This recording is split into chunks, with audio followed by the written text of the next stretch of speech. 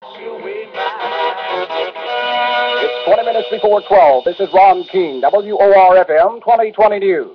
New York detectives arrested 11 persons in connection with alleged bomb threats against department stores. Sources say one of those arrested was Robert Collier. He served 21 months in a federal prison after being convicted with three others in 1965 of conspiracy and smuggling explosives in what officials said was a plot to blow up the Statue of Liberty, the Washington Monument, and the Liberty Bell.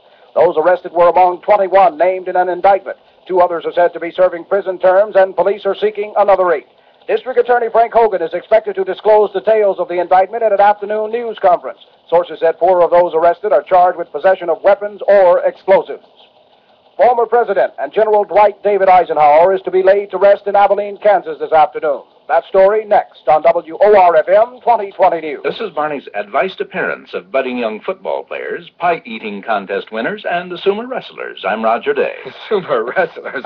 I'm Jack Jay, and our advice is to take your husky boy, if he's between 7 and 14, to the Husky Club at Barney's. If he's older than that, he can get there himself. The young husky, be he short or tall or just plain husky, will find there a selection of fitting fashions that'll boggle the mind. And bedazzle the parent. Specially proportioned 6-button double-breasted sport jackets, for instance, in checks and plaids and twills, and 2-button slimline suits with suppressed waists. And slimming 6- and 8-button double-breasted suits, cords, gabardines, mohairs, stripes, plaids. And specially proportioned flare-bottom pants in plaids and checks. Indeed, Barney's treats every husky like a regular guy. And Barney's treats every parent to value. Alterations by experts in fitting huskies are free. The salesmen are superb, parking is free, and the selections are legion at 7th Avenue and 17th Street. So take your young athlete and select, don't settle at Barney's. And win.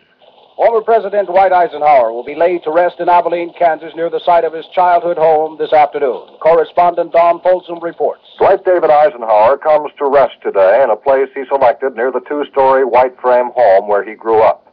The 34th President of the United States is to be buried in a crypt in the place of meditation at the Eisenhower Library, where final services are being held. The remains of the general arrived in Abilene this morning. At the same railroad station Eisenhower left in 1911 for a journey to West Point and eventually on to a glory that few men have achieved. A 10-car funeral train brought the general's casket from Washington to this little Kansas town where Eisenhower was given the boyhood nickname Ike. President Nixon is leading the mourners at today's burial ceremony. Many of the greats of the world paid their final tribute at funeral services in Washington National Cathedral on Monday. Then the train, with Mrs. Eisenhower and other members of the immediate family aboard, made the journey to the Kansas town where Eisenhower grew up. One member of the family that did not make that journey was the late general's younger brother, Dr. Milton Eisenhower. We received this late medical bulletin on Mr. Eisenhower from correspondent Pi Chamberlain at Walter Reed Medical Center in Washington. Dr. Milton Eisenhower is listed in satisfactory condition at Walter Reed Army Hospital, but his doctors were not willing to let him travel to Abilene for his brother's funeral. They said the tests they're running on him would take several days. They've not specified what is wrong with him, but one report says his heart is being tested. Although he is a civilian, he was admitted to the Army facility on orders from Army Secretary Stanley Resor. Resor was standing near him when Eisenhower complained on Monday that he felt dizzy and woozy. Friends said it was a case of being overtired from the strain of the events preceding the state funeral. Democratic Senator Stuart Symington urged that the administration reduce military spending rather than freeze funds for public works projects. The Federal Trade Commission is hearing a plea to regulate rather than ban giveaway games of the type sponsored by oil companies. The U.S. Chamber of Commerce is urging the House Ways and Means Committee to leave the oil depletion allowances and some other tax provisions alone. In a Washington statement, Symington said a freeze on public works fund could affect flood control, airport and hospital construction, and other projects. There have been reports in Washington that the Budget Bureau is considering a freeze as an anti-inflation step. The Food and Drug Administration yesterday declared 78 antibiotic combination products ineffective. It gave their manufacturers 30 days to show why the products should not be withdrawn from sale. Another letter between James Earl Ray and the late Judge W. Preston Battle could pave the way for a new trial for the confessed assassin. That's the word from Memphis and Marvin Easley. The case that most considered closed just may be reopened soon. James Earl Ray may receive a preliminary hearing in 2 weeks. The Shelby County Attorney General's office says that a second letter from James Earl Ray to the late Judge Preston Battle is the legal equivalent to a motion for a new trial and an appeal. The 4 remaining criminal court judges in Memphis refused comment, but sources say this letter and an earlier letter to Judge Battle before he died may be ruled valid documents under Tennessee's Post-Conviction Relief Act, thus paving the way for the hearing. Assistant Attorney General Robert Dwyer says his office will be ready for any new questions raised by Ray's attorney. This news comes ironically amid preparations for a memorial march and service honoring Dr. King Friday, 1 year from the day he was killed by a sniper's bullet. Pope Paul mentioned the suffering of Christ during Holy Week at a general audience at St. Peter's Basilica, and he told the 8,000 participants that the Roman Catholic Church is suffering too. He mentioned, among other things, what he called the defection and the scandal of certain priests. The Pontiff's remarks were considered a protest against such challenges to church authority as the controversy over birth control.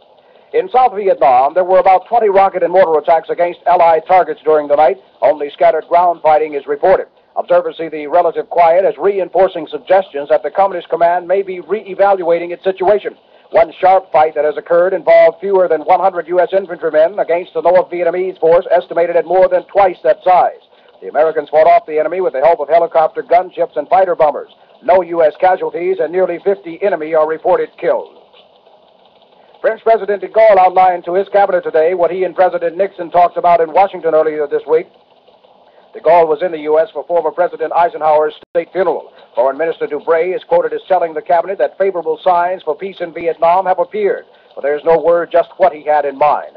Meantime, South Vietnam apparently is confused by statements made by Secretary of Defense Melvin Laird. On open line from Saigon, Jim Russell told us, South Vietnamese President Nguyen Van Thieu is reportedly irritated at recent published comments by Secretary of Defense Melvin Laird.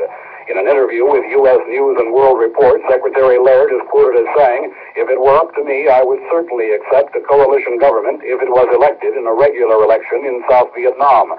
Today, an English-language daily here headlined its story, "Thieu finds Laird incomprehensible." The story quotes the president as saying he cannot understand Laird's statement about a coalition government. In a recent press conference, President Thieu indicated that while the National Liberation Front might be able to play some role in Vietnamese politics, he again ruled out the possibility of a coalition government with the communists. Uncertainty over how much money Albany will earmark for the city has caused the city council to ask for more time before submitting its budget to the state. The council received copies of the state's appropriation bills only yesterday and says it may need as much as an extra month to analyze them. We have learned that former Mayor Robert Wagner has decided not to enter the Democratic mayoral contest. It was just last week that Wagner hinted he might enter the race, and the opinion was he would have been the man to defeat incumbent Republican John Lindsay. Reasons for the decision not to run are not known at this time. Mayor Lindsay has asked for reports on the case of a 3-year-old girl found beaten to death last week. The death came after a family court judge refused a plea by the New York Foundling Hospital that the child be taken away from her natural mother and stepfather. The body of the girl was found in the East River weighted with rocks. Her stepfather has been charged with the murder. In other incidents, a Manhattan couple were arrested and charged with homicide on Monday after an autopsy found that their 4-year-old daughter died of malnutrition. And on Tuesday, a 24-year-old Bronx man was held on $50,000 bail in the brutal beating of an 18-month-old girl said to be the daughter of his common-law wife. 21-year-old Army Private William Arnold and his 20-year-old wife Linda have waived a preliminary hearing in Long Branch Municipal Court and have been bound over to a grand jury on charges of beating their 4-year-old son Paul to death. They were held without bail. It is the second case this year in Long Branch involving a soldier and a child beating. Arnold was assigned to Fort Hancock at Sandy Hook. Dr. Buell Gallagher, president of City College for the past 16 years, has resigned in protest against state and city budget cuts. Gallagher says all hopes for advancement are dashed, adding the budget cuts might prevent the admission of a freshman class in September. An open forum to discuss the issues is slated for this afternoon at Queens College. The forum follows 2 sit-in demonstrations by students in the school's social science building. On Tuesday, 39 sit-in demonstrators were arrested by police in a pre-dawn raid at the school. However, following the arrest, some 500 students reoccupied the same building and lengthened their list of demands.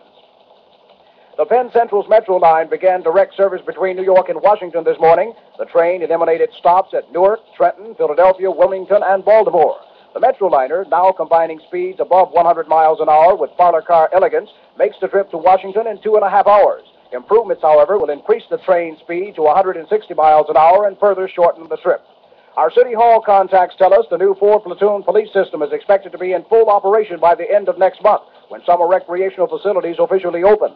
The 4th platoon is the result of legislation passed in Albany and enables Police Commissioner Howard Leary to deploy more men between the hours of 6 p.m. and 2 a.m., the city's peak crime hours. The Uniformed Firefighters Association has warned that any change in its present work shift may mean job action and contract rejection. The firefighters are currently on a 2-platoon work shift system. UFA President Michael May has called on Mayor Lindsay to, in his words, disavow any administration connection or support for a bill to abolish the present shift system for firemen. A gunfight in a West Harlem bar early this morning has hospitalized one man and a woman bystander. Police say the incident occurred when 38-year-old Clifford Bentley of Newark, New Jersey, and 31-year-old Robert Ellis exchanged gunfire in the bar. 22-year-old Gene Sellers was wounded in the exchange on a right hand. Ellis, a New Yorker, was critically wounded in the abdomen. Both were taken to Columbia Presbyterian Hospital, where Miss Sellers is reported in good condition. School officials who closed racially tense schools in Orange, New Jersey, are meeting with teachers in hopes of easing tension before school reopens following Easter recess. Students, most of them black, have walked out 5 times in the past 2 weeks over grievances with the school board's handling of demands they recently presented. The FBI arrested 3 men in Elizabeth, New Jersey, and charged them with possession of 250 cases of cigarettes stolen Sunday at Fort Newark. The cigarettes were recovered during the arrest. The 3 are to be arraigned before a federal commissioner, and if convicted, could receive a maximum of 10 years in prison and a $5,000 fine each. According to our sources in Trenton, the New Jersey death house is running out of room again. The prison in Trenton ran out of room last year on its original death row and decided to transfer all of the inmates to another wing. Now that wing is filling up. It has just taken its 25th occupant and is just about filled to capacity. In sports, Philadelphia kept its hopes alive in National Basketball Association playoffs. It beat Boston last night, 119-116. San Diego whipped Atlanta 104-97. The NBA Milwaukee Bucks are expected to announce the signing of UCLA's Lou Alcindor late this afternoon in Los Angeles. A Kentucky assistant, Joe Hall, is expected to be named head basketball coach at St. Louis University. He will succeed resigned Joel Bramer. In baseball, the Washington Senators cut veteran pitcher Bruce Howard, and Billy Casper will miss this week's Greensboro Open golf tourney. He's being treated for a rash. WOR FM, first in New York with 2020 News. I'm Sammy the Sound Man. Right, Sammy. I represent the local Pontiac dealers, and my problem is that I'd like you to give me a certain sound so when anyone hears it, they'll think of their local Pontiac dealer. Got the sound for you. What's that? That's the sound of a camera shutter taking a picture of the average car buyer with his Pontiac GTO, his Grand Prix, his Le Mans, and his Catalina, featuring a big smile on his face because of the great deal he got from his Pontiac dealer. Well, the sound part of the idea is fine, Sammy, but the average car buyer doesn't own all those Pontiacs. So we'll touch up the picture.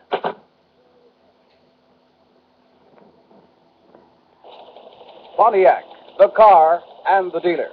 Just ahead of more music and Sebastian Stone, New York weather mostly cloudy and mild with showers this afternoon, highs in the 60s, clearing and turning colder tonight, lows in the 30s. The temperature in Queens, 60, the Bronx, 59, Brooklyn, 60, Staten Island, 59, and in Newark, 60. Right now, Midtown, 59 degrees. This is Ron King, WOR FM 2020 News. That's what's happening today, April 2nd, 1969. April 2nd, 1965. He's gonna lose that girl. He's gonna lose